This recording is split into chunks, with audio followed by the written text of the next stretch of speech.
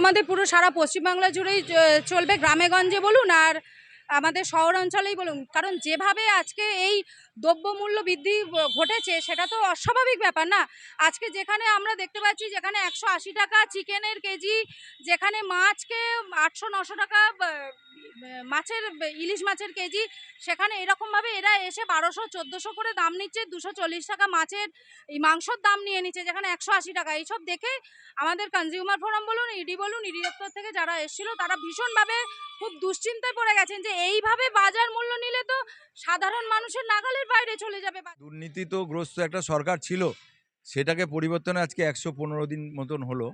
তা ঘটনা হচ্ছে সেই দুর্নীতিটাকে একবারে তো আপনি পরিষ্কার করতে পারবেন না, কিন্তু সিস্টেমে কিছু লোক আছে যে লোকগুলোকে এখনই পরিবর্তন করা দরকার আছে বলে আমরা ব্যবসায়ীরা মনে করছি। তা স্বাভাবিক কারণে যে আমাদের যে বাজারটা আর কি, এই বাজারটা এখন বর্তমানে ঢুকছে, একদমই তাই। আজকে যে ইলিশ মাছটা আমাদের এই বাজারে আসছে, আমরা ইলিশ মাছটা আমরা সাধারণত সবাই জানি না যে ইলিশ মাছটা আসছে আমাদের গুজরাট থেকে। আমরা কিন্তু বাংলা বাংলা করে এতদিন ধরে যে সরকার করে আসছিল টোটালি মিথ্যে কথা বলছে। বাংলা থেকে আর কোনো মাছই আমাদের এখানে আসে না বাজারে, আর যেটাও আছে খুব কম ছোট, আর এইখান বাংলাদেশের নয় সেটা। তা স্বাভাবিক কারণে যে মাছগুলো আসছে স্টোরের মাছগুলো, যেগুলো মানুষ কিনছে সেগুলো মানুষ এক প্রকার ঠকছে, কেননা মজুতদাররা তারা মজুত করে এগুলো বিক্রি করছে। নিউজ 16 ভারত, রাজনীতির অন্তরালে সত্যের সন্ধানে। আজকে দমদম বাজারে এই যে ইডির রেড, মানে সরকার হঠাৎ ১ মাস ব্যাপী অভিযান শুরু করার সিদ্ধান্ত নিল কেন?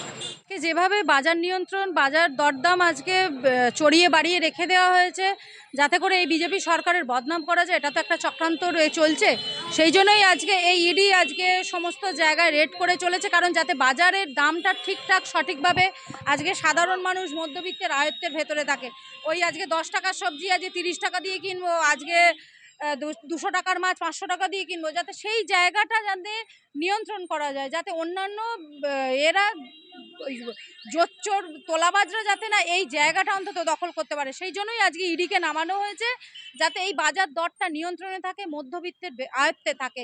কারণ দেখুন যেভাবে বাজার দর মূল্য বৃদ্ধি পাচ্ছে, তাতে করে আমার এই সরকারের প্রতি মানুষের একটা যে দায়বদ্ধতা থেকে যায়, সেই দায়বদ্ধতা থেকেই আজকে কিন্তু এই আজকে ইডিকে করা হয়েছে, যাতে এই বাজার দর আমাদের নিয়ন্ত্রণে থাকে। আর পণ্য রপ্তানি বলুন, আমদানি বলুন, সেটা যদি ঠিকঠাক থাকে তাহলে বাজারও তো আজকে ঠিকঠাকভাবে চলবে না, মধ্যবিত্তের তো সেই আগুন আকাশ ছোঁয়া দাম হবে না। নাগরিক আমি, কিন্তু এত জিনিসের দাম যে সাধারণ মানুষ খেয়ে বাঁচবে কি করে? সরকার যেই নির্দিষ্ট সময় সাপেক্ষভাবে দাম ঠিক করবে সেটাই কিন্তু নেওয়া উচিত। গরিবদের অবস্থা খুবই খারাপ হয়ে যাবে। যাদের পয়সা আছে তারা বেশি পয়সা দিয়ে দিয়ে কিনে নেবে, কিন্তু মধ্যবিত্তরা কি করবে, গরিবরা কি করবে? তারা তো না খেয়ে মরবে। হ্যাঁ, আজকে ইডি এসছে এখানে বাজারে সব তদন্ত করার জন্য, তার জন্য আমরা খুব খুশি যে ইডি, হ্যাঁ, এটা যেভাবে সরকার নির্ধারিত দাম ন্যায্য করবে সেটাই যেন নেওয়া হয়। তাহলে আশা করছি যে আগামীকালে সব কিছুর দাম কমলে সাধারণ মানুষও খেয়ে বাঁচবে। আমরা যেভাবে এই কালোবাজারি শুরু হয়েছে, আজকে ধান বলুন, চাল বলুন, আজকে আমরা ডিরেক্ট যেটা চাষির ঘর থেকে নিয়ে আসতে পারছি, বা এই যে ভেন্ডার খোলা হয়েছিল, একটা প্রথা চালু করেছিল মমতা ব্যানার্জি, যে ডাইরেক্ট আমরা চাষির কাছ থেকে গিয়ে কিনে আনবো, কিন্তু সেটা তো হচ্ছিল না। আজকে তাহলে সেই ধানের দাম পাচ্ছে না চাষি, কেন পাচ্ছে না? আজকে মধ্যিখানে এই ফোড়েগুলো ঢুকে গিয়ে আজকে দাম পাচ্ছে না, আজকে চালের দাম পাচ্ছে না। আজকে সেটা যদি ঠিকভাবে নিয়ন্ত্রণ করা যায়, আমার সরকার, বিজেপি সরকার যদি, গভর্নমেন্ট যদি সেটাকে নিয়ন্ত্রণ করতে পারে, কন্ট্রোলে রাখতে পারে, তাহলে সেখানে তো আর কোনো থাকবে না। আজকে সাধারণ মানুষ, আমি যেখানে ২ টাকা দিয়ে কিনে খাবো সেখানে আমাকে ৫ টাকা দিয়ে কিনে খেতে হচ্ছে। তাহলে এই নিয়ন্ত্রণ খুব দরকার ছিল। এই জন্যই আজকে বাজারে ইডি নামানো হয়েছে, যাতে আমার সরকারকে কেউ ওই কলুষিত না করতে পারে যে বাজার দর প্রচণ্ড হারে বেড়ে গেছে, এটা যেন না হয়। পেঁয়াজ, আলুটা এখনো মোটামুটি কম আছে, পটল, ভেন্ডি, উচ্ছে সব কিছুই ৮০-র ওপরে। প্রত্যেকটা যেন মাংসের দাম কি হু হু করে, মাংসের দাম, চিকেনের দাম বাড়ছে, মটনের দাম বাড়ছে, মানুষ খাবে কি করে? ভেজের দিকে যাবেন, প্রত্যেকটা সবজির দাম বেশি, কোথায় যাবে মানুষ? অনেক ক্ষতি, অনেক ক্ষতি। এর জন্য চুরি চামারি বাড়বে, ছিনতাই বাড়বে, কিছু করার নেই। যারা খেতে পাবে না, হ্যাঁ, এখন আমাদের বিজেপি সরকার এসছে, তার জন্য অনেক অনেক ধন্যবাদ। যে শুভেন্দু অধিকারী যা করছেন তার জন্য আমরা খুবই খুশি। মনে করেন? দেখুন আর কি আছে, আমরা যেটা প্রত্যক্ষদর্শী, আমরা কোনো হেল্প পাইনি আগের সরকারের থেকে। এখনো আমরা চাই না সরকারের থেকে পয়সা আমরা নিই, চাই না, কিন্তু যারা পাচ্ছে না, যাদের গরিব, তারা যেন অবশ্যই পায়। এত বৃদ্ধি পেয়েছে এইসব নিয়ে এখন সরকার দেখছে ইডি পাঠিয়েছে রীতিমতো বাজারে সার্ভে করার জন্য, এই বিষয়টা নিয়ে দিকে বলবো ঠিকই আছে, সব তদন্ত করে দেখা উচিত। প্রত্যেকটা জিনিসের দাম বাড়ছে, শুধু এই বলে নয়, আপনি জামা কাপড়ে যান না, তারও দাম বেশি। আপনি একটা আগে যে দামে আপনি একটা লেগিংস বা কিছু কিনতেন, তারও দাম বেশি এখন। পোশাক আশাকে প্রত্যেকটা জিনিসের উপর দাম বেড়ে গেছে। এটা বেড়ে গেলে তো চলবে না। আগের সরকার যা যা করে গেছে, এই সরকার সেগুলোকে একটু নামালেই খুশি। আন্ডার সুপারভিশন অফ ডিসি2 আমাদের নর্থের এটা মার্কেট বাজারে কি দাম চলছে, প্রাইসের দামগুলো আমরা একটু সার্ভে করছি, আর এটা চলবে। তা- এখানে আপনারা যে এতগুলো মার্কেট সার্ভে করলেন এগুলো কি দেখুন, দাম তো উচ্চ নিচ হতেই থাকবে, কখনো বেড়ে যায় কখনো কমে যায়। আজকে যেটা সার্ভে করে গেলাম, এবার আমরা এটাতে এক্সপার্ট না আমরা এটা, এবার ওনারা যারা সার্ভে করেছেন তারাই বলে দেবেন, আমরা জাস্ট এসে সার্ভে করে যাচ্ছি, অ্যাসিস্ট করে যাচ্ছি। দাদা আমরা দেখলাম সরকার হঠাৎ করে 1 মাস ব্যাপী এই অভিযান শুরু করার ভালো লাগছে যে সরকার নতুন সরকার এই ধরনের পদক্ষেপ গ্রহণ করছে, কিন্তু আমার মনে হয় যে আগের যে সিস্টেমগুলো ছিল সেই সিস্টেমগুলো একদম মানে গ্রাসরুট থেকে সেই সিস্টেমগুলো বদলানোর দরকার আছে। আর আমরা দীর্ঘদিন ধরে এই বাজারটা আমাদের রানী রাসমণির বাজার, বহু পুরনো বাজার, কয়েক শতকের বাজার এটা। এই বাজারে সাধারণত যে প্রবেশদ্বার, সেই প্রবেশদ্বার এক প্রকার এই মেট্রো রেল বন্ধই করে দিয়েছে আমাদের অর্ধেক দোকান নিয়ে। একটা পাঁচিল তুলে দিয়েছে, যেখানে এই এশিয়ার মধ্যে সবচেয়ে বৃহৎ এই বাজার, যে বাজারে দৈনন্দিন জ্যান্ত মাছ বলে যেগুলো জিওল মাছ যারা আছে, সেই মাছ কিন্তু এখানে পাওয়া যায়, যা কিনা কোথাও পাওয়া যায় না। পাতিপুকুরে আপনি বরফ দেওয়া মাছ পাবেন, কিন্তু এখানে আপনি জ্যান্ত হাসনাবাদ থেকে মাছটা আপনারা এখানে পাবেন। কিন্তু এই যে আমাদের যে রাস্তা বা যে এন্ট্রি যে রাস্তাগুলো, সেগুলো টোটালি বন্ধ। দীর্ঘদিন ধরে আমাদের প্রায় 350 দোকানদার এখানে আছে, কিন্তু এখন খুলছে খুব বেশি হলে পারে 100। তার মানে ঢুকছে ব্যবসাটা। আমরা প্রশাসনকে অবশ্যই ভালো পদক্ষেপ নিয়েছে প্রশাসন দেখছে এখানে দামটা অন্যান্য বাজারের তুলনায় এখানে একটু বেশি। আমি নিজেও দেখছি এখানে দামটা বেশি। স্বাভাবিক কারণে আমি প্রশাসনের কাছে অনুরোধ করব, যেভাবে বাইরে থেকে যা দোকানদাররা বা কাস্টমার ক্রেতারা এখানে ঢুকবে, তার যে পথ, সেই পথটা টোটালি বন্ধ করে দিয়ে কিছু হকার বা রাস্তায় যারা দোকানদারি করছে তারা টোটালি বন্ধ করেছে। এই পদক্ষেপটা নিন। যদি দৈনন্দিন যাদের মাল যারা বিক্রি করছে, তাদেরকে রাখবার জন্য একটা ব্যবস্থা যদি সরকার করে দেয়, যে সবজিটা যদি সে ফ্রিজিং করতে পারে বা পরের দিন সেটা ব্যবহার করতে পারে মানুষের কাছে, সেই জিনিসটা যদি সরকার আমাদের সঙ্গে প্রত্যেক দোকানদারের সঙ্গে একটু হেল্প করে, আমার মনে হয় আগের যে তুলনায় সেই দামটা কিন্তু অনেক কমে যাবে। এবং ফোরেদের দিকটাও, যারা এই বাজারে যারা মাল বিক্রি করছে, সেই বাজারে মাল বিক্রি করার যে লোকগুলো, সেই লোকগুলোর মাঝখানে সেই লোকগুলো কিন্তু মুনাফা নিয়ে নিচ্ছে।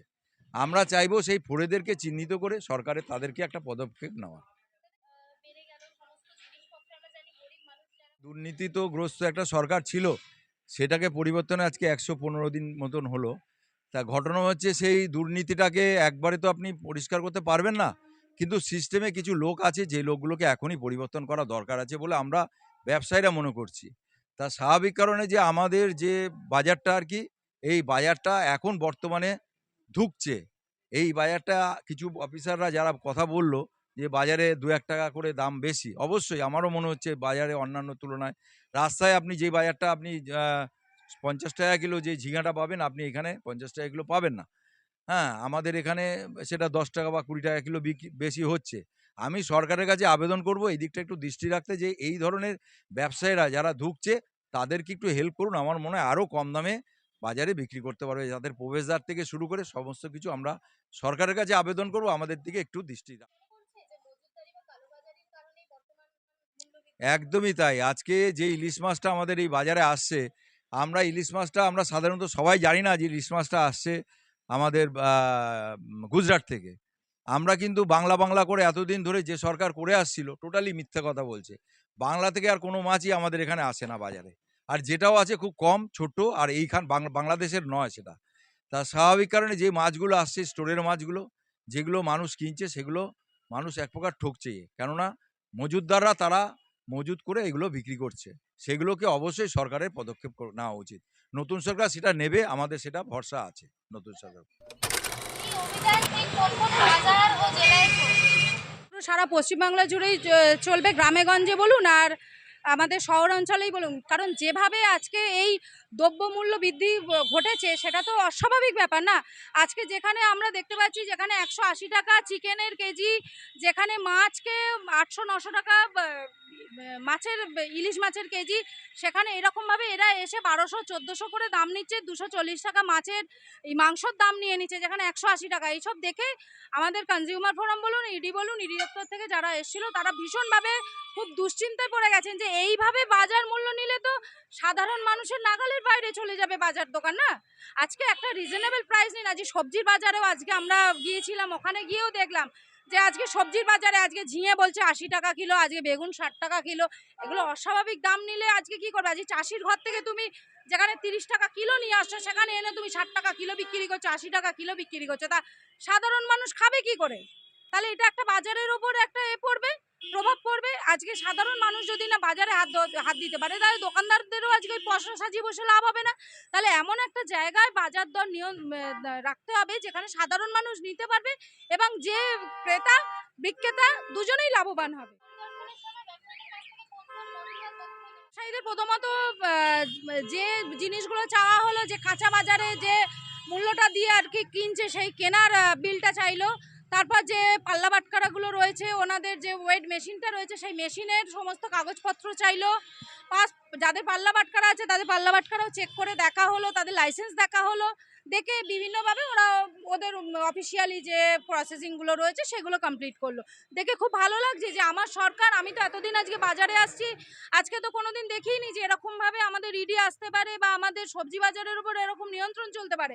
আজকে ওনারা যে এসছেন মুদিখানা দোকান থেকে, স্টোরেজ থেকে, সমস্ত জায়গা সমস্ত মালপত্রের দাম নিয়ে আজকে ওনারা একটা করে গেলেন এবং ওনাদেরকে বলেও গেছেন যে দেখুন হাই প্রাইস আপনারা নিতে পারেন না বা নেবেন না, এতে যে কিনছে তারও অসুবিধে হচ্ছে। দুধ বা কালোবাজারি ধরা পড়লে কি ধরনের এর সঙ্গে তার জরিমানা করা হবে, ৫ বছরের জেল হবে এবং তার লাইসেন্সটাও বাতিল করা হবে। এই কথাও ওনারা বলে গেছেন যে আগামী দিন যদি আপনারা কোনো রকম কালোবাজারি করেন বা দাম বাড়িয়ে এরকমভাবে করেন, আমাদের কাছে যদি কোনো রিপোর্ট আসে তখন কিন্তু এটা আমরা স্টেপ নেব। সরকারি বা কালোবাজারির কারণে বর্তমান মূল্য একদমই তাই। আজকে এই যে বিভিন্ন স্টোরেজেতে যেগুলো স্টোর করা হচ্ছে এগুলো তো কালোবাজারেই হচ্ছে। আজকে এই যে মমতা ব্যানার্জির আমলে আজকে যেভাবে প্রাইস হাইক হয়েছিল, আজকে সেখানে তো এই নিয়ন্ত্রণ করা হয়নি। তাহলে তো আজকে এই ক্রেতা বিক্রেতা আজকে অসুবিধায় পড়তো না। আজকে বিক্রেতারা নিজেদেরকে একটা বড় বড় সব ব্যবসায়ী মনে করেছেন। করে আজকে সেখান থেকে কি করছে? আজকে আমাদের মতো সাধারণ মানুষজনকে আজকে ভুগতে হচ্ছে এই দাম প্রাইস হাইয়ের জন্য। তা সেখানটা নিয়ন্ত্রণ করছে আমার সরকার। আমি মনে করি বিজেপি সরকার আগামী দিন আরো অনেক কাজ করবে। এরকমভাবে যদি নিয়ন্ত্রণ করতে থাকে আগামী দিন আমাদের একটা সুষ্ঠু জায়গায় আমরা সুষ্ঠু সমাজ ব্যবস্থায় আসতে। করা ব্যবসায়ী এবং বেআইনি মজুতদারের মধ্যে দেখুন আজকে যে বেআইনিভাবে আজকে মজুত করছে সে জানে আমি এটা যখন শর্টেজ হবে তখন আমি এই একটা চড়া দামে আমি আজকে একটা বিক্রি করব। আর যে ন্যায্যভাবে আজকে মজুত করছে সে জানে যে না আমার এই জায়গাটা শর্ট পড়লে আমি যেন আমার বিক্রেতাকে যেন সঠিকভাবে দামটা দিয়ে দিতে পারি। আজকে সে এই দুটোর ভেতরে কিন্তু ফারাক হয়ে যাচ্ছে। আজকে কালোবাজারি আর আজকে যারা নর্মালভাবে সৎভাবে ব্যবসা করছে তাদের ভেতরে কিন্তু আকাশ পাতাল একটা তফাৎ হয়ে দাঁড়াচ্ছে এখানে। দেখা যাচ্ছে যে প্রতিদিনের রিপোর্ট চিফ সেক্রেটারিকে দেওয়ার কথা। একদমই তাই। এখানে তো আমাদের যারা এসেছিলেন আধিকারিকরা তারা বলে গেলেন যে এখানে একটা চার্ট তৈরি করা হবে, যে চার্টে প্রত্যেক দিনের বাজার মূল্য এখানে থাকবে। সেই বাজার মূল্য ধরে আজকে যখন বিক্রেতা কিনতে আসবে সেই বাজার মূল্যটা দেখে নেবে এবং প্রত্যেক দোকানদারকে নির্দেশ করা হয়েছে যেন একই দাম রাখা হয় এবং যে বাজার দরটা চলছে আজকে ধরুন শিয়ালদা বাজারে একরকম দাম, আজকে মানিকতলা বাজারে একরকম দাম, আজকে হক মার্কেটে একরকম দাম। তো সেই জায়গায় দাঁড়িয়ে আজকে বাজার নিয়ন্ত্রণ, আজকে বাজারে যেন সামঞ্জস্যতা বজায় থাকে।